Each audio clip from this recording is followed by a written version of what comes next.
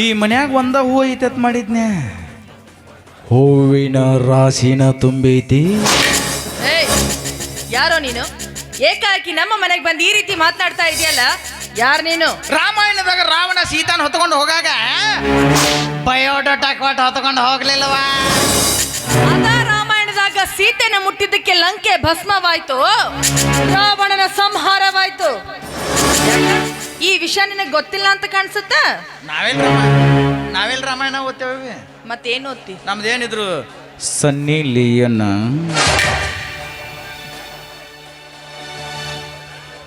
ಒಟ್ಟು 5 ನಿಮಿಷದ ವಿಡಿಯೋದ ಮಂದಿನ ಐತ್ ನೋಡಿ ಒಟ್ಟು. ಹೌದು, ನಮ್ಮ ಮನೆಗೆ ಯಾಕೆ ಬಂದಿದ್ಯಾ? ಕೆಲಸ ತಳವೇ ನೀನಂತಕ್ಕ. ನೋಡು, ನನ್ನ ಮನೆ ಬಾಗಿಲಿಗೆ ಬಂದ ಭಿಕ್ಷುಕ ಹೊರಟೋ ಮೊದಲಿನಿಂದ. ನಾ ಭಿಕ್ಷುಕ? ಹೌದು. ಮತ್ ನೀ ಎಲ್ಲಿಗೆ ಹೋಗಿದ್ದಿ? ದೇವಸ್ಥಾನಕ್ಕೆ ಹೋಗಿದ್ದೆ. ಅಲ್ಲಿ ಯಾಕೆ ಹೋಗಿದ್ದಿ? ನಮ್ಗೆ ಸಿರಿ ಸಂಪತ್ತನ್ನ ಕೊಟ್ಟು ಕಾಪಾಡು ದೇವ್ರಿ ಅಂತ ಬೇಡ್ಕೊಂಡು ಬರೋದಕ್ಕೆ.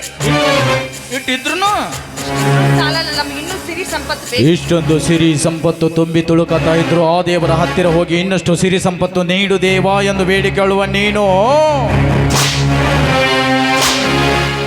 ನಿಜವಾದ ಭಿಕ್ಷುಕಿ ಅಲ್ಲ. ನೀ ಏನಾರು ಹುಚ್ಚದೇನ? ಧಾರವಾಡಕ್ಕೆ ಹೋಗ್ಬೇಕು.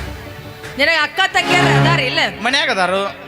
ನಿನಗೆ ಸ್ವಲ್ಪರ ನಾಚಿಕೆ ಮಾನ ಮರ್ಯಾದೆ ಅನ್ನೋದರ ಐತಿಲ್ಲ? ಆದಿದ್ರ ನಾ ಯಾಕೆ ಇಲ್ಲಿ ಬರ್ತಿದ್ನಿ?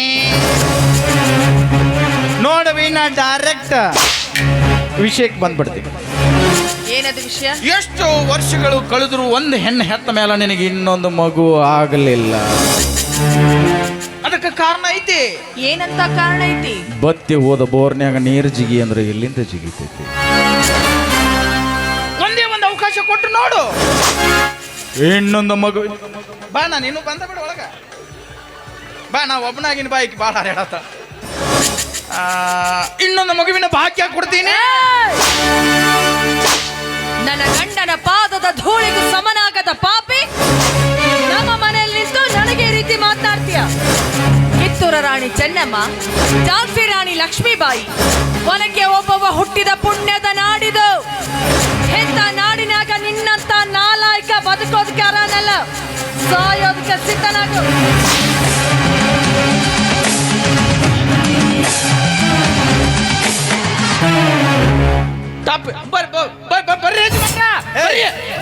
ಏನು ಸುಮಾರದಾಡ್ರಿ ಅಕ್ಕ?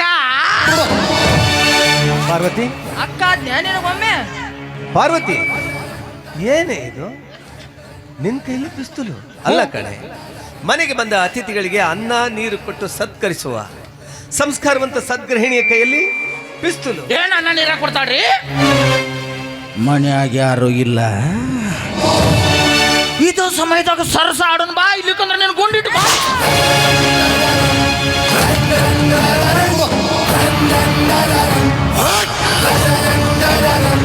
ಇವನ ಅತಿಥಿ ಅಲ್ಲ, ಇವನೊಬ್ಬ ಗೋಮುಖ ವ್ಯಾಘ್ರ. ಇವನ ದೇಹ ಸೀಳಿ ಇವನ ರಕ್ತದ ಬೋಕಳೆ ಆಡ್ತೀನಿ. ಯವ್ವ, ಹೊಟ್ಟಿಗೆ ಏನಾರ ತಿಂತೀನಿ. ಪಾರ್ವತಿ,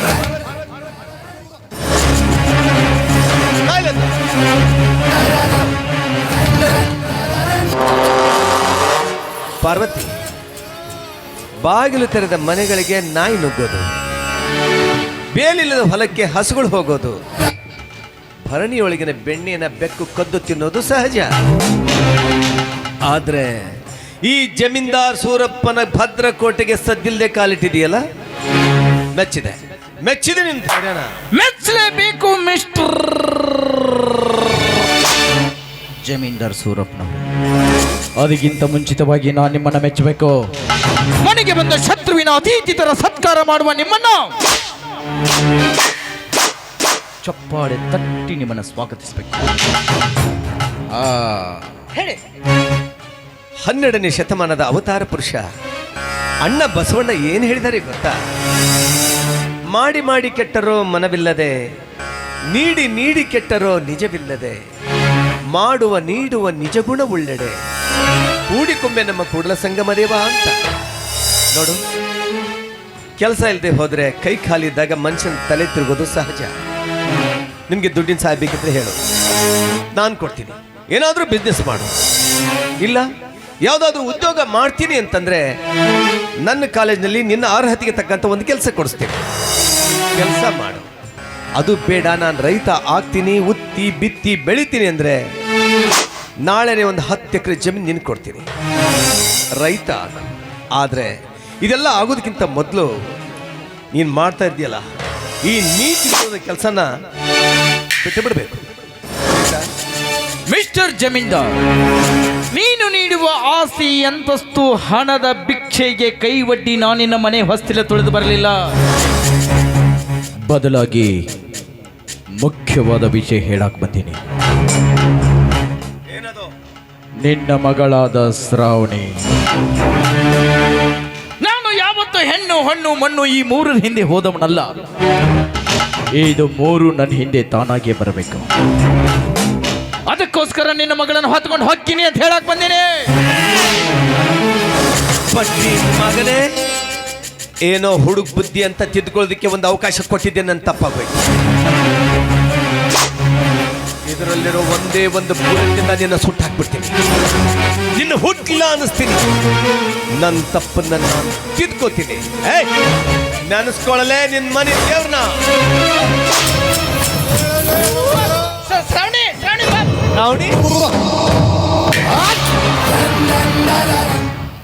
ಕಂತ್ರಿ ಕುತಂತ್ರ ಮಾಡಿ ಓಡಿ ಹೋಗ್ಬಿಟ್ಟ. ಹೋಗು, ಇನ್ನು ನಿನ್ನ ಪಾಪದ ಕೂಡ ತುಂಬಿಲ್ಲ. ಅದು ತುಂಬಿದ ಮಾರನೇ ದಿನ ನಿನ್ನ ಜೀವ ಸಹಿತ ಉಳಿಯೋದಿಲ್ಲ. ರೀ, ಯಾಕೋ ಏನು ಇವನ್ ಮನೆಗೆ ಬಂದು ಹೋದ್ಮೇಲೆ ನನಗೆ ತುಂಬಾ ಭಯ ಆಗ್ತಾ ಇದೆ ರೀ. ಪಾರ್ವತಿ, ಇಂಥದಕ್ಕೆಲ್ಲ ಹೆದರ್ಕೋತಾರೇನೆ? ಇವರು ನಡೆಯೋ ದಾರಿಯಲ್ಲಿ ಮುಳ್ಳಿದ ಹಾಗೆ ಚುಚ್ಚುತ್ತಿ ಅಂತ ಕಂಡು ಬಂದಾಗ ಕಿತ್ತು ಬಿಸಾಕ್ಬಿಡ್ಬೇಕು. ನೋಡು, ನೀನೇನು ತಲೆ ಕೆಡಿಸ್ಬೇಡ, ಇವನಿಗೆ ಸರಿಯಾದ ಪಾಠ ನಾನು ಕಲಿಸ್ತೀನಿ. ನಮ್ಮ ಮಗಳು ಶ್ರಾವಣಿ ಎಲ್ಲಿ ಹೋಗಿದ್ದಾಳೆ?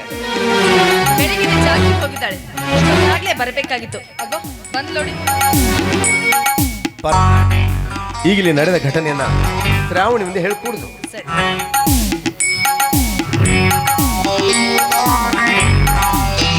High dad, good morning. Good morning. Shravani, ಏನಮ್ಮ ಜಾಗಿಂಗ್ ಹೋದವಳು ಇಷ್ಟೊಂದು ಲೇಟ್ ಆಗಿ ಬರೋದು? ಅಲ್ಲ, ಯಾಕೆ ಇವತ್ತು ಕಾಲೇಜಿಗೆ ರಜೆನಾ? ಇಲ್ಲ ಡ್ಯಾಡಿ, ಇವತ್ತಾಗ ತುಂಬಾ ಬೇಜಾರಾಗ್ತಿದೆ, ಅದಕ್ಕೆ ಇವತ್ತು ಒಂದಿನ ಕಾಲೇಜ್ಗೆ ಹೋಗೋದಿಲ್ಲ. ಕಾಲೇಜಿಗೆ ಹೋಗೋದಿಲ್ವಾ? ಅಲ್ಲ ಕಣಮ್ಮ, ಕಾಲೇಜಿಗೆ ಹೋಗ್ತೀನಿ ಅಂತ ಹಠ ಮಾಡಿದವಳು ನೀನು, ಕಾಲೇಜ್ಗೆ ಅಡ್ಮಿಷನ್ ಮಾಡಿಸ್ತವನು ನಾನು. ಹೋಗೋದಕ್ಕೆ ಇಷ್ಟ ಇಲ್ಲ ಅಂತ ಹೇಳ್ತಾ ಇದೀಯ? ಸರಿ ಬಿಡು, ನಿನ್ನಿಷ್ಟ. ಏನ್ರಿ, ಅವಳು ಹೇಗೆ ಎತ್ತಳೋ ಹಾಗೆ ಕುಣಿತಿರಲ್ಲ ರೀ. ನಾನು ನಿಮ್ಗೆ ಅವತ್ತೇ ಬಡ್ಕೊಂಡೆ ಅವಳ ಕಾಲೇಜಿಗೆ ಸೇರ್ಸೋದು ಬೇಡ ಅಂತ. ಎಲ್ಲಿ ನನ್ನ ಮಾತು ಕೇಳ್ತೀರ? ಇವತ್ತು ನೋಡಿದ್ರೆ ಕಾಲೇಜ್ಗೆ ಹೋಗೋದಿಲ್ಲ ಅಂತ ಹೇಳ್ತಿದ್ದಾಳೆ. ಶ್ರಾವಣಿ, ಕಾಲೇಜ್ಗೆ ಹೋಗುವಾಗ ಬರುವಾಗ ಅಥವಾ ಕಾಲೇಜ್ನಲ್ಲಿ ಯಾರ ಜೊತೆ ಆದ್ರೂ ಜಗಳ ಆಯ್ತಲ್ಲಮ್ಮ? ಹಾಗೇನಿಲ್ಲ ಡ್ಯಾಡಿ, ಅದು ನಿನ್ನೆ ರಾತ್ರಿ ಕನಸಿನಲ್ಲಿ ಒಂದು ವಿಷಪೂರಿತ ನಾಗರ ಹಾವು ನನ್ನನ್ನು ರಸ್ತೆಯಲ್ಲಿ ತಡೆದು ಕಚ್ಚಲಿಕ್ಕೆ ಬಂದಿತ್ತು ಡ್ಯಾಡಿ. ನಾಗರ ಹಾವು ಕನಸಿನಲ್ಲಿ ಬಂದಿತ್ತಾ ಅಥವಾ ಕಾಲೇಜು ರೋಡಲ್ಲಿ ಬಂದಿತ್ತಾ? ಶ್ರಾವಣಿ, ನಾನು ನಿಮ್ಮಪ್ಪ ಕಣಮ್ಮ. ಈ ಊರಲ್ಲಿ ಯಾವ ದಾರಿಯಲ್ಲಿ, ಯಾವ ಏರಿಯಾದಲ್ಲಿ ಯಾವ ಹಾವು ಇದೆ ಅಂತ ನನಗೆ ಚೆನ್ನಾಗಿ ಗೊತ್ತು. ಹೇಳಮ್ಮ, ನಿನ್ನ ನೆಮ್ಮದಿಗೆ ಭಂಗ ತಂದ ಆ ಮಂಗನ ಮಗ ಯಾರು ಅಂತ ಹೇಳು. ಹುಟ್ಟಿಲ್ಲ ಅನ್ಸ್ಬಿಡ್ತೀನಿ, ಹೇಳು. ನೋಡು, ನಿನಗೆ ನಾಳೆನೇ ಕಾಲೇಜ್ಗೆ ಹೋಗೋದಕ್ಕೆ ಸೆಕ್ಯೂರಿಟಿ ಅರೇಂಜ್ ಮಾಡ್ತೀನಿ, ಆಯ್ತಾ? ಅವನ್ ಯಾರಂತ ಹೇಳಮ್ಮ. ಆ ಮುಳ್ಳನ್ನ ಚಿಕ್ಕದಿರುವಾಗಲೇ ಕಿತ್ತಿ ಬಿಸಾಕಬೇಕು, ಇಲ್ಲದಿದ್ರೆ ಮುಂದೆ ದಾರಿಯಲ್ಲಿ ಓಡಾಡೋರಿಗೆ ತುಂಬಾ ತೊಂದರೆ ಆಗುತ್ತೆ. ಶ್ರಾವಣಿ, ಈ ಜಮೀನ್ದಾರನ ಏಕೈಕ ಸುಪುತ್ರಿಗೆ ಕಂಡಲ್ಲಿ ಕಿರುಕುಳ ಕೊಡ್ತಾ ಇರುವ ಆ ಮಂಗನ ಮಗನ ಯಾರು ಅಂತ ಹೇಳಮ್ಮ. ಟೆಲ್ ಮಿ, ಹೇಳು.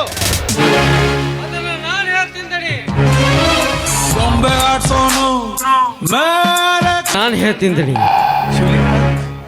ಶಿವಲಿಂಗ, ಈ ವಿಷಯ ನಿನಗೆ ಗೊತ್ತಾ ಅಥವಾ ಏನು ಭವಿಷ್ಯ ಹೇಳ್ತಾ ಇದೀಯ ನೀನು? ಬಡದೈತಿ ಬರೋ ಸಿಡಿಲು ಬಡ್ದೈತಿ, ಗೋಲ್ ಮಿಂಚು ಬಡದು ಬೆಂಕಿಯ ಮಳಿ ಸುರಿದೈತಿ, ಹಿತ್ತಲ ಗಿಡದ ಬೇರು ಮುಂಚಿ ಬಾಗಿಲಿಕ ಬಂದೈತಿ. ಸದ್ಯದ್ರಲ್ಲಿ ಈ ಅರಮನೆಗೆ ಗಂಡಾಂತರ ಕಾದೈತಿ. ಶಿವಲಿಂಗಣ್ಣ, ನೀನ್ ಹಿಂಗ್ ಒಗಟಿಟ್ಟು ಮಾತಾಡಿದ್ರೆ ನಮಗೆ ಹೆಂಗ ಅರ್ಥ ಆಗುತ್ತ? ಅದೇನಂತ ಬಿಡಿಸಿ ಹೇಳಿದ್ರ ನಮ್ಮ ಮನಸ್ಸಿಗೂ ಸ್ವಲ್ಪ ಸಮಾಧಾನ ಆಗುತ್ತೆ. ಯವ್ವ ತಾಯಿ, ಅವತ್ತ ಶ್ರಾವಣಿನ ಕರ್ಕೊಂಬಂದು ಈ ಮನೆಗೆ ಬಿಟ್ಟು ಹೋಗಬೇಕಾದ್ರೆ ನಾನು ನಿಮ್ಗೊಂದು ಮಾತು ಹೇಳ್ತೀಯ, ನೆನಪೈತೆ ತಾಯಿ? ಪ್ರತಿ ಅಮಾವಾಸ್ಯೆ ದಿನ ಸೂರ್ಯ ಹುಟ್ಟಿದಾಗಿನಿಂದ ಸೂರ್ಯ ಮುಳುಗೋವತ್ತು ನಿಮ್ಮ ದೇವ್ರ ಜಗಲಿ ಮೇಗಿರುವ ದೀಪ ನಂದಲಾರ್ದಂಗೆ ಕಾಯ್ಬೇಕು ಅಂತ ಹೇಳಿದ್ದೆ. ಅದ್ರಾಗೇನೋ ಎಡವಟ್ಟಾಗೈತಿ. ಇಲ್ಲ ಶಿವಲಿಂಗ, ನೀನು ಹೇಳಿದ್ದನ್ನ ಪ್ರತಿ ಅಮಾವಾಸ್ಯೆ ತಪ್ಪದೇ ಮಾಡ್ತಾ ಇದ್ದೀವಿ ನಾವು, ಅಲ್ವೇನೆ ಪಾರ್ವತಿ? ಇಲ್ಲ ರೀ, ಈ ಅಮಾಸಿಗೆ ದೀಪ ಹಾಕಕ್ ಆಗ್ಲಿಲ್ಲ. ಪಾರ್ವತಿ, ಯಾಕೆ ತಾಯಿ ಈ ಅಮಾವಾಸ್ಯೆಗೆ ಯಾಕೆ ಪಾಲ್ಸಕ್ ಆಗ್ಲಿಲ್ಲ? ಯಾಕಂದ್ರೆ ಮನ್ಯಾಗ ಹೆಣ್ಮಕ್ಳು ಯಾರು ಸುದ್ದಿದ್ದಿದ್ದಿಲ್ಲ. ಅವರ ಎಂತ ದೊಡ್ಡ ತಪ್ಪು ಮಾಡ್ಬಿಟ್ರಿ. ನೀವು ಶುದ್ಧಿ ಇರ್ಲಿಲ್ಲ ಅಂದ್ರೆ ಏನಾಗಿತ್ತು? ಸೆಳೆಯರಿದ್ರಲ್ಲ, ಅವ್ರಿಗೊಂದು ಮಾತು ಹೇಳಬೇಕಾಗಿತ್ತು. ಇಲ್ಲ, ಮನೆಗೆ ಇಷ್ಟೆಲ್ಲ ಆಳುಗಳದಾರ, ಅವ್ರ ಕೈಲಿ ಮಾಡಿಸ್ಬೇಕಾಗಿತ್ತು. ಇಲ್ಲ, ಒಂದು ಮಾತು ನನಗೆ ಹೇಳಿದ್ರ ನಾನೇನಾದ್ರೂ ಉಪಾಯ ಹೇಳ್ತಿದ್ದಲ್ಲ. ಅವರ ಈಗ ನೀವು ತಿಳಿದೋ ತಿಳಿಲಾರ್ದು ದೊಡ್ಡ ತಪ್ಪು ಮಾಡ್ಬಿಟ್ರಿ ತಾಯಿ, ದೊಡ್ಡ ತಪ್ಪು ಮಾಡ್ಬಿಟ್ರಿ. ಶಿವಲಿಂಗ, ಆ ದೀಪಕ್ಕೂ ನೀನ್ ಹೇಳ್ತಾ ಇರೋ ಈ ವಿಷಯಕ್ಕೂ ಏನು ಸಂಬಂಧ ಐತಿ ಧಣಿ. ಶ್ರಾವಣಿ ಜಾತಕದಾಗ ದೋಷ ಇದ್ದಿತ್ತು ನನಗೆ ತಿಳಿದಿತ್ತು. ಅದಕ್ಕೆ ಆ ಮಹಾತಾಯಿ ಕಾಳಿಕಾದೇವಿ ಆಜ್ಞೆಯಂಗ ನಿಮಗೆ ದೀಪ ಕಾಯಕ್ಕೆ ಹೇಳಿದ್ದೆ. ನೀವು ಹಗಲತ್ತಿ ಇಲ್ಲಿ ದೀಪ ಕಾದ್ರೆ ನಾನು ರಾತ್ರಿ ಹೊತ್ತು ಸುಡುಗಾಡ್ನ್ಯಾಗ ಊಟ ನೀರು ಬಿಟ್ಟು ಹಕ್ಕಿ ಪಳ ಕಟ್ಟಿ ದೋಷ ಕಳಿತಾ ಇದ್ದೆ. ಈಗಿದ್ರಾಗ ಎಡವಟ್ಟಾಗೈತೆ ಅಂದಾಗ ಅನಾಹುತ ಕಟ್ಟಿಟ್ಟ ಬೊತ್ತೆ. ಅಣ್ಣ, ಇದರಿಂದ ಪಾರಾಗೋದಕ್ಕೆ ನಮ್ಮ ಬೇರೆ ದಾರಿನೇ ಇಲ್ವೇನಣ್ಣ? ಐತಿ ತಾಯಿ, ಒಂದು ದಾರಿ ಐತಿ. ಹೇಳು ಹೇಳು ಶಿವಲಿಂಗ, ಅದೇನಂತ ಹೇಳು. ಚಿಟ್ಕೆ ಹೊಡೆಯೋಷ್ಟಲ್ಲಿ ಮಾಡಿ ಮುಗಿಸ್ತೀನಿ, ಅದೇನು ಅಂತ ಹೇಳು. ಧಣಿ, ಆದಷ್ಟು ಬೇಗ ಈ ಅರಮನೆಗೆ ಒಂದು ಮಂಗಲ ಕಾರ್ಯ ಆಗ್ಬೇಕ್ರಿ ಅಪ್ಪ. ಅಂದ್ರೆ ನಮ್ಮ ಶ್ರಾವಣಿಗೆ ಒಬ್ಬ ಉತ್ತಮವಾದ ವರ ಹುಡುಕಿ ಅವಳು ಮದುವೆ ಮಾಡಿ ಮುಗಿಸ್ಬಿಡ್ಬೇಕ್ರಿ ಅಪ್ಪ. ಅಂದಾಗ ಮಾತ್ರ ಈ ಗಂಡಾಂತರದಿಂದ ಶಾಶ್ವತ ಪರಿಹಾರ ಸಿಗುತ್ತ. ಶಿವಲಿಂಗಣ್ಣ, ಎಂತ ಸಿಹಿ ಸುದ್ದಿ ಹೇಳಿದೆ ನೀನು. ರೋಗಿ ಬಯಸಿದ್ದು ಹಾಲು ಅನ್ನ, ವೈದ್ಯ ಹೇಳಿದ್ದು ಹಾಲು ಅನ್ನ. ರೀ, ಹೇಗಿದ್ರು ಫ್ಯಾಕ್ಟ್ರಿಯಲ್ಲಿ ಮೀಟಿಂಗ್ ಇದೆ ತಾನೆ, ಆದಷ್ಟು ಬೇಗ ನಮ್ಮ ಶ್ರಾವಣಿ ಮದುವೆ ವಿಷಯನ ಅಲ್ಲಿ ಪ್ರಸ್ತಾಪ ಮಾಡಿ. ಏ ದಡ್ಡಿ, ಈ ವಿಷಯ ಫ್ಯಾಕ್ಟ್ರಿ ಮೀಟಿಂಗ್ ಇಟ್ಟು ಚರ್ಚೆ ಮಾಡೋದೇನೆ ಅಲ್ಲ. ಇಷ್ಟು ಬೇಗ ಮಾಡಿ ಮುಗಿಸೋದಕ್ಕೆ ಅದನ್ನ ಬೊಂಬೆ ಮದುವೆ ಅಂತ ತಿಳ್ಕೊಂಡಿದ್ಯಾ ನೀನು? ಮೊದಲು ನಮ್ಮ ಶ್ರಾವಣಿಗೆ ತಕ್ಕ ವರ ಇರಬೇಕು, ನಮ್ಮ ಸ್ಟೇಷನ್ಗೆ ತಕ್ಕಂತೆ ಮನೆತನ ಸಿಗಬೇಕು. ನಮ್ಮ ಶ್ರಾವಣಿ ಮದುವೆ ರಾಜ್ಯದ ಇತಿಹಾಸದಲ್ಲಿ ಹಿಂದೂ ಆಗಿರಬಾರ್ದು, ಮುಂದೆ ಆಗ್ಲೂಬಾರ್ದು, ಆ ರೀತಿ ಆಗ್ಬೇಕು. ಅದಕ್ಕಿಂತ ಮೊದಲು ನನ್ನ ಮಗಳಿಗೆ ಕಾಟ ಕೊಟ್ಟ ನನ್ನ ಮಗನ ಕಾಲು ಕತ್ತರಿಸ್ತೀನಿ, ಸರಿಯಾದ ಪಾಠ ಕಲಿಸ್ತೀನಿ. ಬೇಡ ಧಣಿ, ಬೇಡ, ಸಮಾಧಾನ ಮಾಡ್ಕೊರಿ ಅಪ್ಪ. ಅಪ್ಪಾರ, ನಮ್ಮ ಮನೆ ಅರಿವಿ ಮುಳ್ಳಿನ ಕಂಟಿ ಮ್ಯಾಗ ಬಿದ್ದೈತಿ ಅಂದಾಗ ಅದು ಹರಿಲಾರ್ದಂಗ ಜಾಗ್ರತೆಯಾಗಿ ತಕ್ಕೋಬೇಕಾಗಿದ್ದು ನಮ್ಮ ಕರ್ತವ್ಯ. ಅಪ್ಪಾರ, ಸಿಟ್ಟಿನ ಕೈಯಾಗ ಬುದ್ಧಿ ಕೊಟ್ಟು ಅನಾಹುತ ಮಾಡಕ್ ಹೋಗ್ಬೇಡ್ರಿ ಅಪ್ಪ. ನನ್ನ ಮಾತು ಕೇಳಿ ಶಾಂತ ಆಗ್ರಿ ಅಪ್ಪ, ಶಾಂತ ಆಗ್ರಿ. ಹೌದ್ರಿ, ಶಿವಲಿಂಗಣ್ಣ ಹೇಳ್ತಿರೋ ಮಾತು ಖರೇನೇ ಆಯ್ತು. ಕೆಸರಿನ ಮೇಲೆ ಕಲ್ಲೊಗದ ಕೆಸರನ್ನ ನಮ್ಮ ಮುಖಕ್ಕೆ ಸಿಡಿಸ್ಕೊಳ್ಳೋದಕ್ಕಿಂತ ಆದಷ್ಟು ಬೇಗ ನಮ್ಮ ಶ್ರಾವಣಿಗೊಂದು ಮದುವೆ ಮಾಡಿಬಿಟ್ರೆ ಈ ಸಮಸ್ಯೆಯಿಂದ ನಾವು ಪಾರಾಗ್ಬೋದಲ್ಲ. ಶಿವಲಿಂಗ ಹೇಳಿದ ಹಾಗೆ ಮಾಡೋಣ. ಶಿವಲಿಂಗ, ನಾನು ಸ್ವಲ್ಪ ಫ್ಯಾಕ್ಟ್ರಿಲಿ ಕೆಲಸ ಇದೆ, ಹೋಗಿ ಬರ್ತೀನಿ. ಆದರೆ ನಮ್ಮ ಶ್ರಾವಣಿಗೆ ಒಳ್ಳೆ ವರ ನೋಡೋ ಜವಾಬ್ದಾರಿ ನಿನ್ನ ಮೇಲೇನೂ ಇದೆ. ಪ್ರಯತ್ನ ಪಡ್ತೀನಿ, ಮರಿಬೇಡ.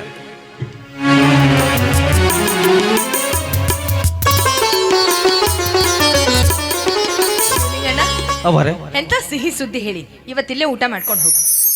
ಬ್ಯಾಡ್ರಿ ಅಪ್ಪ, ಯಾಕೋ ನನ್ನ ಹೊಟ್ಟೆ ಹಸ್ತಿಲ್ಲ. ಅದು ಏನು ಕೊಡ್ಬೇಕಂತ ಮಾಡಿರೋ ಜೋಳಿಗೆ ಹೆಂಗೆ ನೀಡ್ಬಿಡ್ರಿ ತಾಯಿ.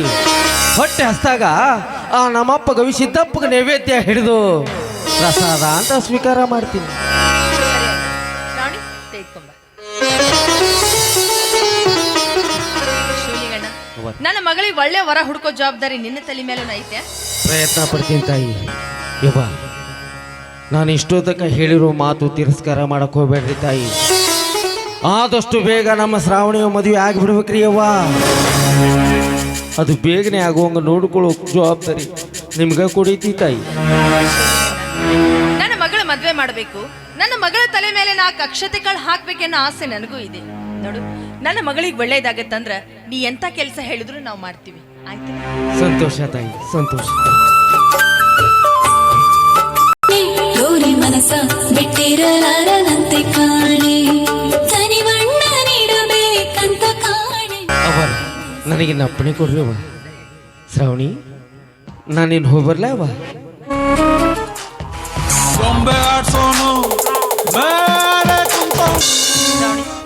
ನಾನು ನಿನಗೊಂದು ಮಾತು ಹೇಳ್ತೀನಿ, ಬೇಸರ ಮಾಡ್ಕೋಬೇಡ.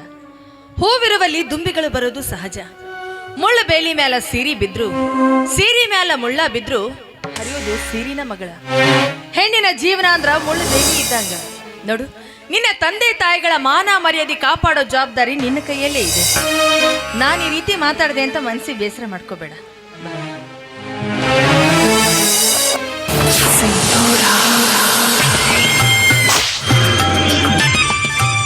ಮಿಸ್ಟರ್ ನೀಲಕಂಠ,